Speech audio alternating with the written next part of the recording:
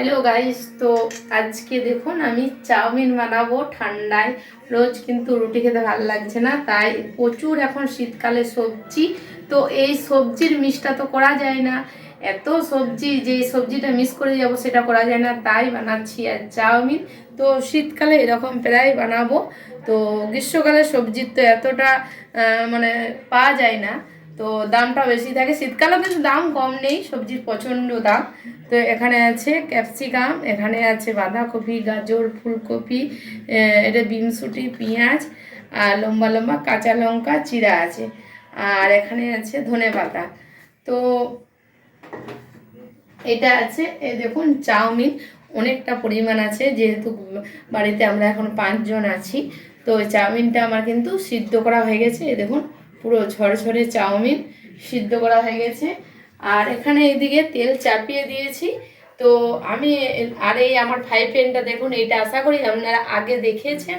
আগে এটা Chinese fry pan, তো এটা আগেও দেখেছেন, এখনও দেখছেন।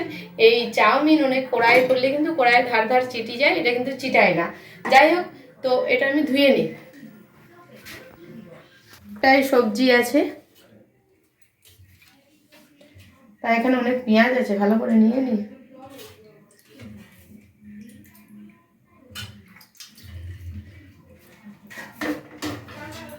তো দেখুন আমার এখানে জল পড়ছে বলে থালা রেখেছি, এতটা সবজি।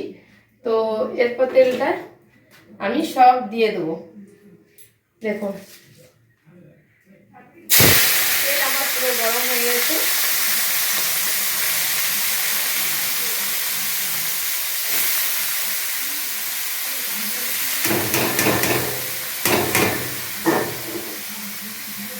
তো গাইস দেখুন আমি সবজিটা সব দিয়ে দিলাম।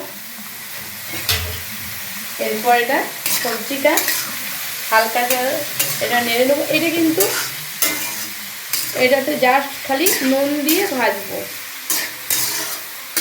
এটা জাস্ট নুন দিয়ে ভাজবো। তো এটা নুন দিয়ে ভেজে তারপর আসছি। তো হ্যালো গাইস দেখুন, তো এতটা এক ঝুড়ি দেখুন আমার সবজি কতটুকুনে দাঁড়ালো, দেখুন এইটুকুনে জাস্ট দাঁড়ালো। তো আমার পুরো সবজিটা কিন্তু ভাজা হয়ে গেছে। খুব বেশি করে এটা ভাজি না, খুব কম করে ভাজি। আর এখানে এখানে নিয়ে নিয়েছি দেখুন নুন, আর এখানে নুন, লঙ্কা গুঁড়ি, এটা কি বলে সবজি মশলা, আর এটা ধনে সরি জিরে। তো এইগুলো নিয়ে নিয়েছি, এটা এবারে এর সঙ্গে আমি অ্যাড করে নেবো। নুন, জিরে, লঙ্কা গুঁড়ি আর কি দিলাম সবজি মশলা দিয়ে এটা একটু ভালো করে নেড়ে চেড়ে নেবো, হালকা এটা নেড়ে চেড়ে নেবো। তো এটা হালকা আমি নেড়ে চেড়ে নিলাম। এরপরে আমি দিয়ে দেবো দেখুন এই যে সিদ্ধ করা চাউমিন, এই যে এখনো কিন্তু গরম গরম ভাব হচ্ছে। তো আমি এটা দিয়ে দিচ্ছি, সবটা দিয়ে দেবো একসঙ্গে।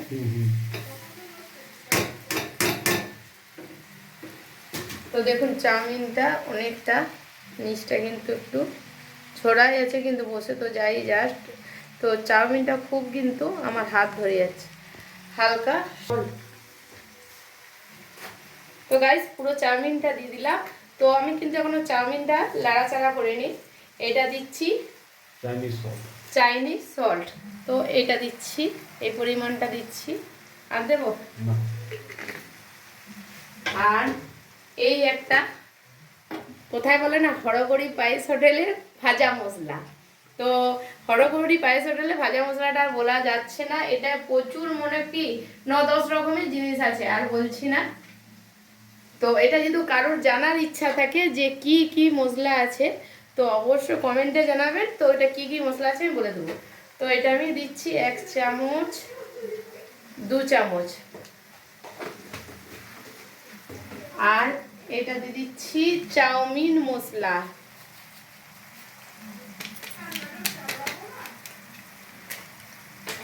আর দিয়ে দিচ্ছি সস।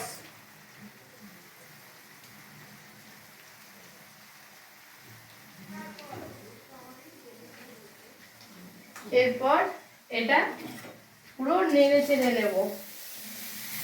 বাস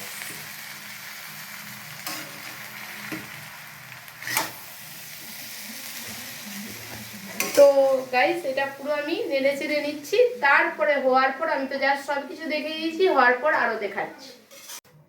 তো হ্যালো গাইস, তো আমার চাউমিন পুরো রেডি। তো এই যে উপরে দেখতে পাচ্ছেন আমার এই সয়াবিনটা আমি কিন্তু দিতে ভুলে গেছিলাম, জাস্ট আবার এই দেখুন কড়াইয়ে ভেজে আবার চাউমিন এই কি বলে সয়াবিনটা আমি আরও অ্যাড করলাম। তো সয়াবিনটা দিয়ে আমি এটা নেড়ে চেড়ে নেবো। তো দেখুন এই দেখুন পুরো ঝরঝরে চাউমিন, দারুণ টেস্ট, একদমই ফাটাফাটি টেস্ট।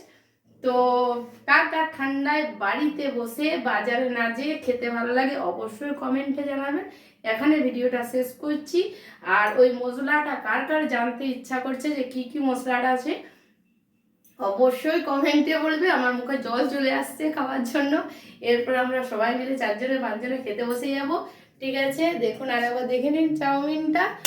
তো এখানে আমি ভিডিওটা শেষ করছি, আবার দেখা হচ্ছে অন্য রেসিপি নিয়ে।